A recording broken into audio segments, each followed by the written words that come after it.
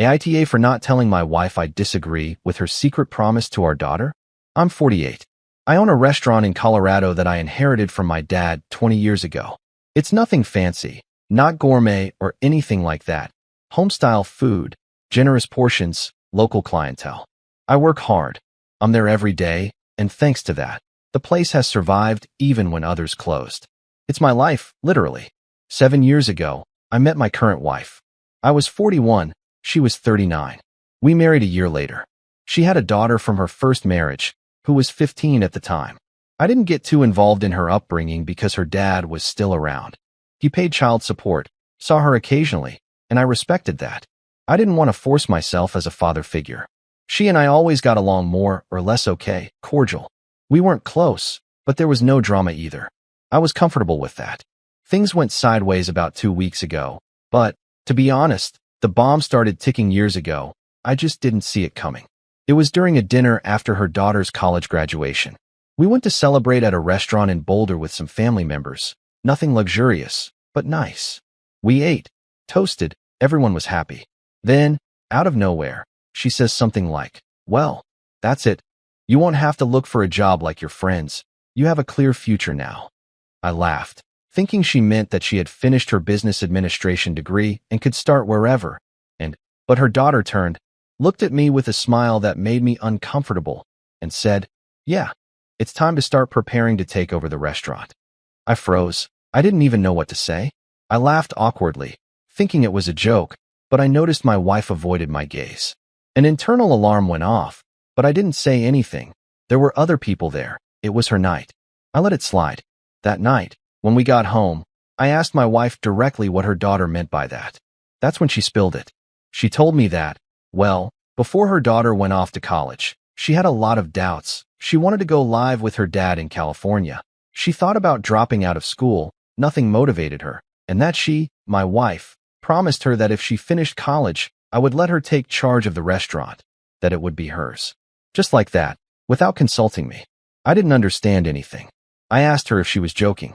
She said no, that she hadn't wanted to tell me because she thought my anger would subside over time, and that, by the time her daughter graduated, I would see that it was for the best, that it was keeping it in the family.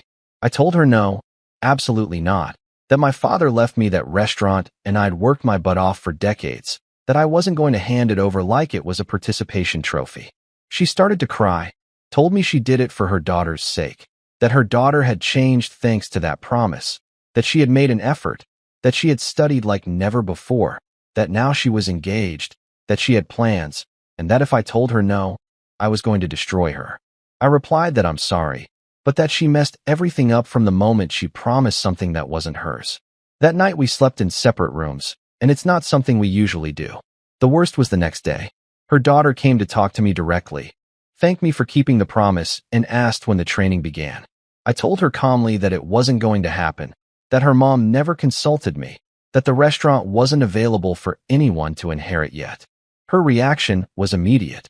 She stood up, told me I was a liar, that I had ruined her life, that I had manipulated her mother all these years just to betray her.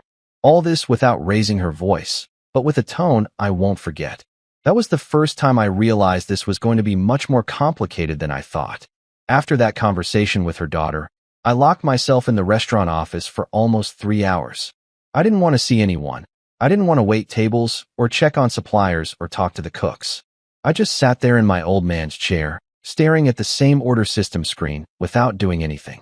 I wasn't angry. I was exhausted, as if suddenly someone had drained all my energy at once. At night, when I got home, I found my wife in the kitchen alone. She was drinking wine, something unusual for her on a weeknight. She told me her daughter hadn't wanted dinner and had locked herself in her room. I asked her if she had already clarified that she never consulted me about that promise.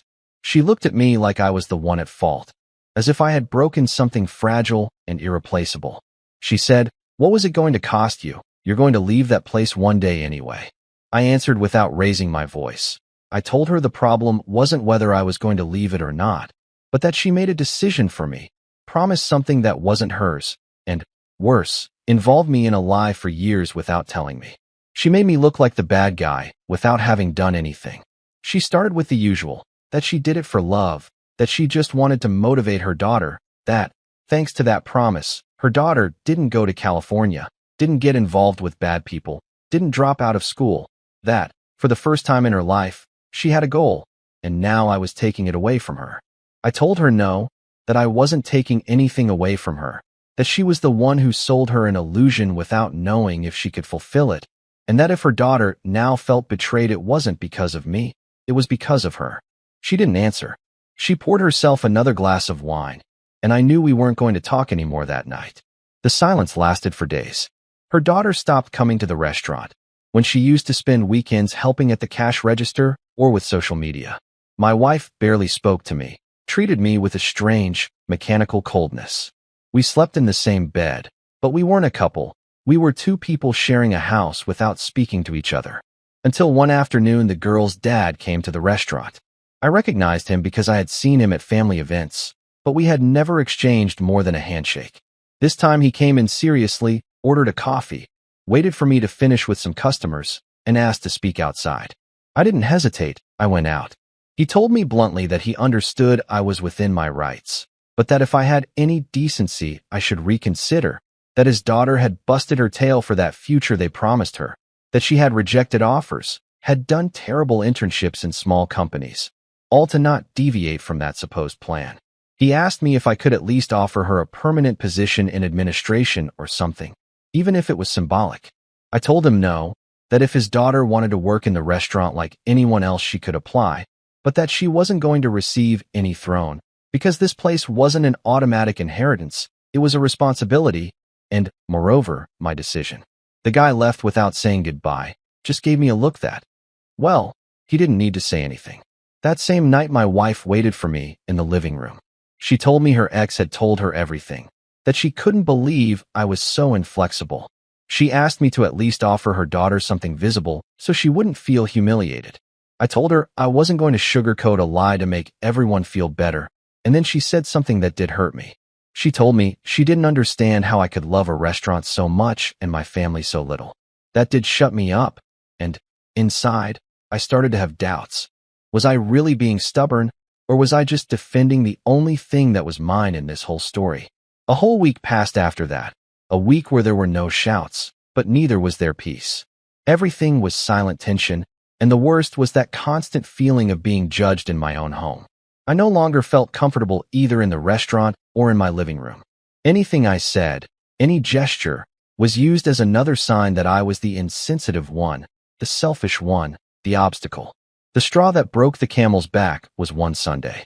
I arrived early at the restaurant to check some things, and I found my wife's daughter sitting at one of the tables with an open laptop, some papers, and a bossy attitude. I asked her what she was doing there, and she answered as if nothing. Organizing the finances. Mom gave me access to the records. I didn't know whether to laugh or explode. I asked her to close everything and leave that matter to me. She refused. She told me her mother had told her she could get involved, that it was part of the transition process, that if I wasn't going to recognize the agreement, at least she was going to start executing it. I asked her one last time to leave. She said she wouldn't. She told me, word for word, "If you don't let me do this, you'll never see me again, neither you nor Mom." I didn't answer. I walked to the office, printed a formal letter of non-authorization to access internal systems, signed it, and left it on the table. I told her that if she didn't leave in 5 minutes, I would call security. I said it calmly, without raising my voice, but firmly, as things are said when one is not going to give in anymore.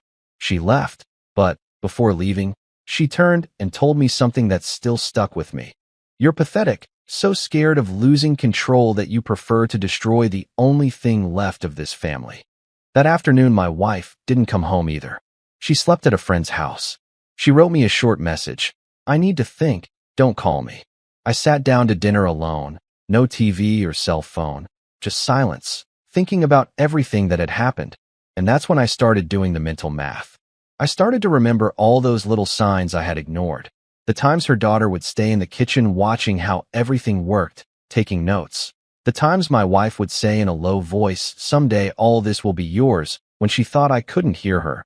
The supplier meetings where they asked me to confirm the new transition scheme that I didn't even know existed. The web designer who told me her daughter had good ideas for modernizing the site. All of that was already set up behind my back, and me, like a fool, thinking that the restaurant was only mine, that everyone saw it the same way. It was a blow to trust, not just from my wife, from everyone. I didn't care so much that she wanted to work there. What bothered me was the way, the lies, the imposition, the assumption that I didn't have the right to decide. That Monday, before opening the restaurant, I called my accountant and my lawyer. I asked them to review everything, to ensure in writing that the restaurant was 100% mine, that there was no possibility that anyone could claim anything. They recommended putting everything under a different LLC than the one before the marriage. We did it. I didn't do it out of revenge. I did it as a precaution. I realized I was surrounded by people who said they loved me, but had no problem acting behind my back. 2 days later, my wife came back. She didn't say much. She asked me if I was alone. I told her yes. She sat on the couch across from me and asked, "Are you really going to let my daughter hate you forever for a piece of land with a kitchen on it?" I didn't answer. I just looked at her, and then she said something that broke me. "You know what's the worst? That you're not even angry. You're just disappointed, as if I were one of those people who come into the restaurant to ask for credit and never come back." I didn't say anything, because it was true. That night we slept in silence, but I already knew this wasn't going to be fixed with words. The next day things continued the same. Silence, soft steps around the house, the sound of the microwave at 7 p.m., nothing more. It was as if we lived in a model marriage, everything in its place, but empty inside. At the restaurant, my employees were starting to notice it too. One of the cooks asked me if I was okay. I said yes, but he looked at me as if he knew it was a lie. I didn't say anything else. It wasn't the kind of thing you talk about in the kitchen while frying chicken and serving dishes. One afternoon, coming back from the supermarket, I ran into my wife's daughter in the building's parking lot. She glanced at me and didn't even slow down. I said, "Hi," just to say something. She didn't even answer me. I don't know why, but that hit me harder than anything before, that indifference. I got to the apartment and asked my wife if her daughter was moving out. She said yes, that she was going to live with her dad for a while, that it hurt, but she wasn't going to stop her. She asked me if I had anything to say. I said no. It wasn't my daughter. I couldn't stop something that was already done before I arrived.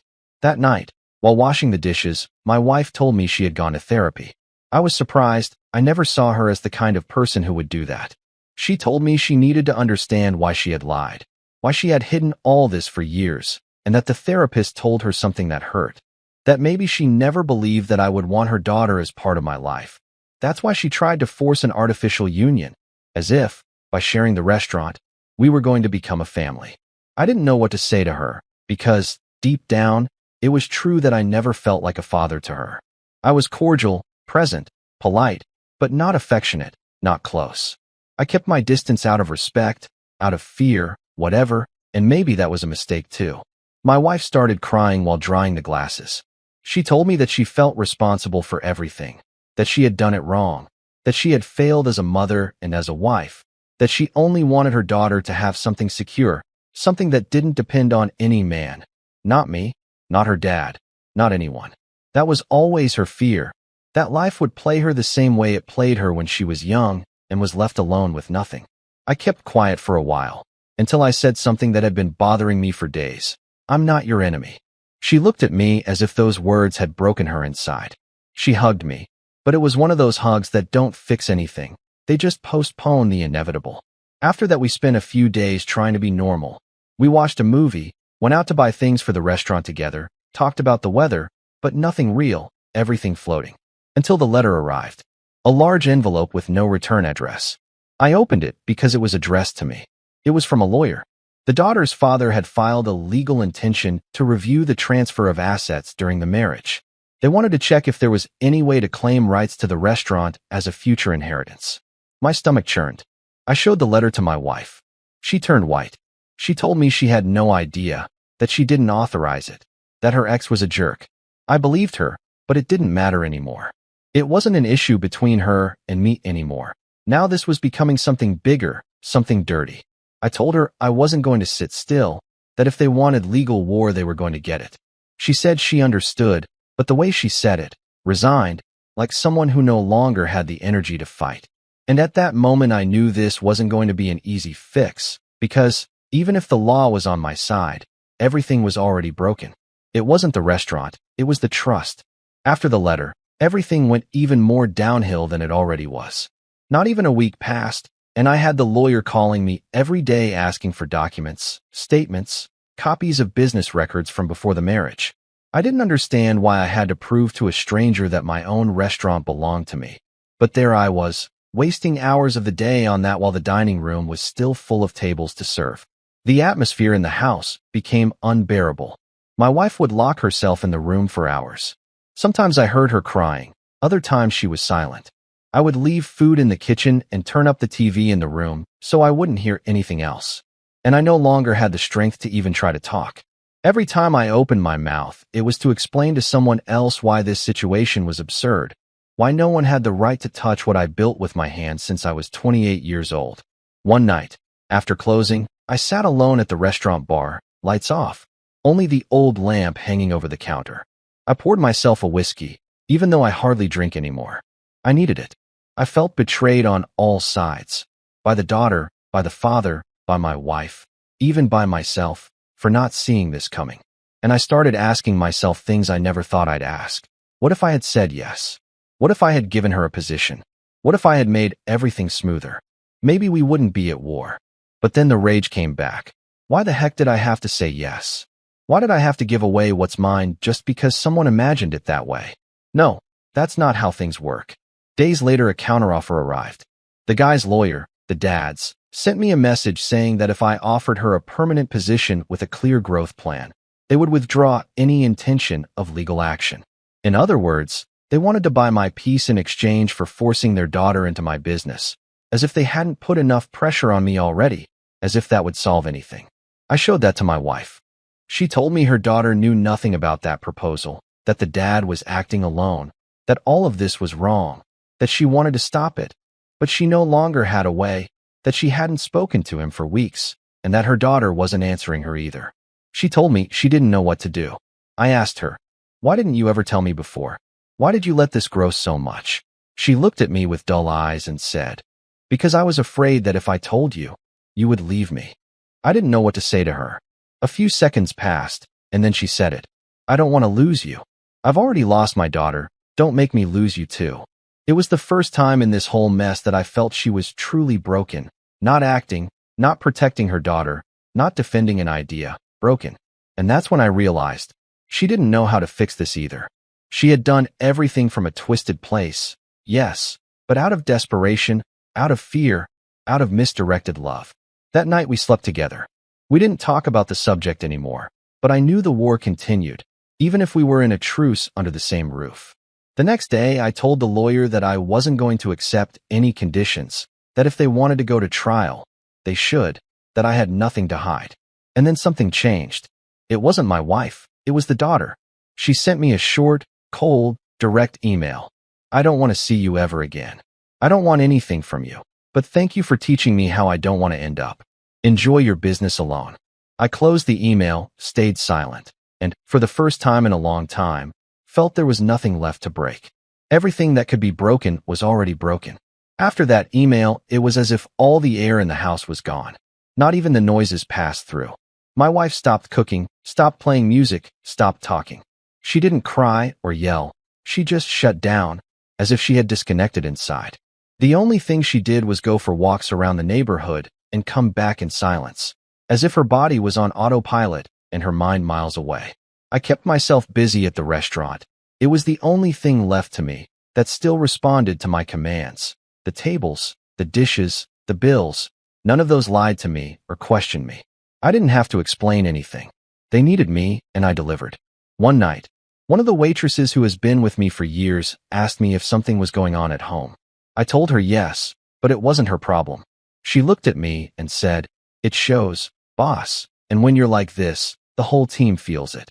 That made me more angry than sad, because I couldn't even hide there, not even with them. The thing is, inside, I wasn't as whole as I appeared. I found myself thinking about the daughter more than I wanted to admit, not out of affection, because there was never any real affection, but because of that strange emptiness that remains when a relationship breaks without form or closure. I remembered her as a little girl, when she would arrive with her school backpack, sit at the restaurant bar to do homework. I was never her dad, but I was there. That can't be erased so easily, no matter how much you want to. And I also thought about my wife, what we still were, or what was left. I wondered if there was a real future after all this, or if we were just surviving out of habit, out of cowardice, out of not knowing how to let go. A week passed. The father's lawyer didn't contact me again. I guess they realized it was pointless, no legal basis or evidence. All they had was an empty promise made in a kitchen between a desperate mother and a teenage daughter who didn't want to study. But the damage was done. Even without a lawsuit, even without a trial, the wound was already open. My wife told me one day that she was going to go see her daughter, that she didn't know if she would be received, but that she was going to try. I told her to do what she had to do. She asked me if it bothered me. I said no, and it was true. At that point, almost nothing bothered me anymore. It was as if I had already passed the stage of pain. I was already in that part where you just want everything to stop, even if it's to stay in the void. She came back that night and told me that her daughter hadn't let her in, that she spoke to her from the other side of the door and told her that she had nothing to talk to her about, that everything had already been said, that she had manipulated her, that she ruined her life, that she hoped she would someday understand what she had done. My wife didn't cry when she told me that, nor did she tremble. She said it with a strange calmness, as if she already knew that moment was coming, as if she had already prepared for that answer for a long time. She told me she accepted it, that she wasn't going to keep insisting, that her daughter was an adult and had the right to cut off whoever she wanted. Then she went to the room and didn't come out again. Tonight I was left alone watching TV with the volume down, not really watching anything, thinking about what's left when the family falls apart, when there are no longer roles or titles or shared future, only stories that can't be undone. And then I wondered if all this would have been different if I had said just one thing from the beginning. I'm not ready, but we can talk about it. But I didn't. I responded harshly. I shut down, and now there's no one waiting on the other side to talk. After that, the days passed and nothing changed, or rather, everything kept changing, but to that point where you no longer know if you're waiting for it to get better or if you're simply waiting for it to end. The silence between us was no longer uncomfortable. It was habitual. It no longer hurt. It became part of the background, like the noise of the refrigerator in the kitchen. The routine continued. I woke up, went to the restaurant, did my thing, came back. She was sometimes there, sometimes not. She started sleeping in the guest room without anyone saying it out loud. It just happened. One day I woke up and her pillow wasn't next to me anymore. I didn't ask why. She didn't explain. That's how everything worked now. Nobody talked. Nobody asked. Nobody complained. One Thursday night, while I was closing the cash register, the restaurant phone rang. It was her. She never calls there. She told me her daughter had written to her again, but it wasn't to reconcile. It was to tell her that she was moving to another state, North Carolina, that she had gotten a job there, nothing to do with what she studied. Something about social media or digital marketing for a small company, that she was leaving in a few days, and that she preferred not to say goodbye in person. My wife told me this without crying, but she said something that did bother me. She asked me, "Do you regret it?" And I said no. I asked her, "Don't you regret lying to her for years?" She looked at me, took a deep breath, and said, "I don't regret doing what I thought I needed to do to save my daughter from herself. I regret doing it alone." I didn't know if that was an apology or an excuse. I kept quiet. 2 days later, she packed her bags. Not all of them, but some. She told me she was going to spend some time with her sister, that she needed to think, that she didn't know if she would be back soon, and that she wasn't leaving me. Not yet, but she wasn't promising me that she would return either. She kissed me on the cheek, grabbed the keys, and left without drama, without tears, as if there was nothing left to discuss. That night, I went to bed alone, again, but this time it was different.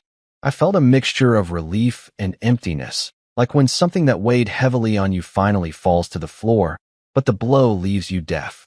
In the following days, some friends asked me about her. Others didn't say anything, but they looked at me as if they knew, as if they already expected something like this to happen. And in all that silence that settled in, I realized that I kept the restaurant. Yes, but I lost everything else. I lost the idea of family that had convinced me to try. I lost trust. I lost any chance of being a real part of that girl's life. I lost my wife, even though I don't yet have the word divorce written on any paper. And I don't know if it was fair or not. I don't care anymore, because the truth is that nobody wins in a story like that. The last time I heard from the daughter was through social media. A mutual friend shared a post of hers from North Carolina. She looked like she was smiling in a coffee shop with a laptop in front of her and a caption that said something like, "Building my life from scratch. Now yes, by me and for me." I read it 3 times. I didn't feel angry. I didn't feel sad. I just felt nothing. Maybe because, in the end, that from scratch was the only thing we had in common, even if we built it in opposite directions. It's been 3 months since my wife left. 3 months without calls, without messages, without signs. I could say that I've gotten used to it, but it would be a lie. I haven't gotten used to it. I've just learned to move within the void. I get up, open the restaurant, smile when I have to smile, do what's expected of me, and that's it. But, inside, there's no movement, no impulse, just repetition. A few weeks ago, she came to pick up some things. She let me know beforehand, said she didn't want me to see her, that she would come by when I wasn't there. And so it was.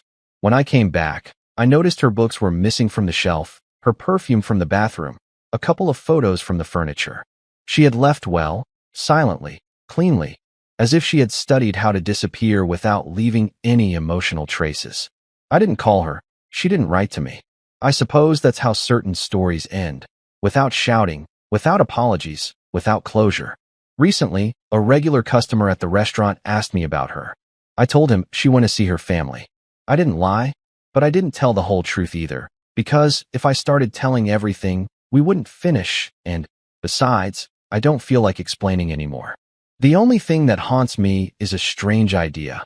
All this started because of something I didn't do, a promise I didn't make, an expectation I didn't create, and yet, I was the one left with the remains. I was the one who lost the family, the house, the peace. And, yes, I kept the restaurant, the blessed restaurant. Now everyone thinks I won, that I defended what was mine, that I protected my legacy. But the truth is I don't feel like I won anything. I closed the place at 10, clean the tables, turn off the lights, walk down the dimly lit hallway, enter the office I used to share with her, and I feel alone, as if I have an empty building on top of me. Sometimes I look at the financial reports. The business is doing well, better than ever, even. The season was good, online reviews went up, there are people who want to invest, offer franchises, all that. But when I turn off the computer and stay in the dark, the silence swallows me again. And then I understand that all of that doesn't fill the hole that's left. A week ago, I ran into her sister at a market. She greeted me cautiously, said my ex-wife was doing well, that she was seeing a therapist, that she was calmer. I told her I was glad. I didn't ask anything else. She didn't say much either. Just, before leaving, she looked at me as if she was hesitant to tell me something or not. And, in the end, she blurted out, "She doesn't hate you, you know? She just doesn't know how to come back." I didn't answer, because I don't know if I want her to come back either. Not because I don't miss her, but because, after all this, I don't know if there's anything healthy left to recover. The daughter never showed up again, never wrote again. I guess she kept her threat, cut everything off. Maybe someday she'll come back, maybe not. It doesn't depend on me, and, frankly, I don't know what I would do if she did. In the end, I was left with what everyone supposedly wanted: the restaurant, the control, the independence. But I learned that winning a fight doesn't always leave you at peace. Sometimes it just leaves you alone. And that's what nobody tells you. People think families break up with big scandals, with outrageous betrayals, with shouting. But sometimes not. Sometimes they break because of promises no one can keep, because of long silences, because of solitary decisions, because of pride disguised as principles. And when all that accumulates, one day there's simply nothing left. Just you, in an empty place, turning off the lights for the last time, wondering when everything became irreversible, and with no one to blame but everyone. If you liked it, don't forget to leave a comment and support the channel by subscribing. See you in the upcoming stories.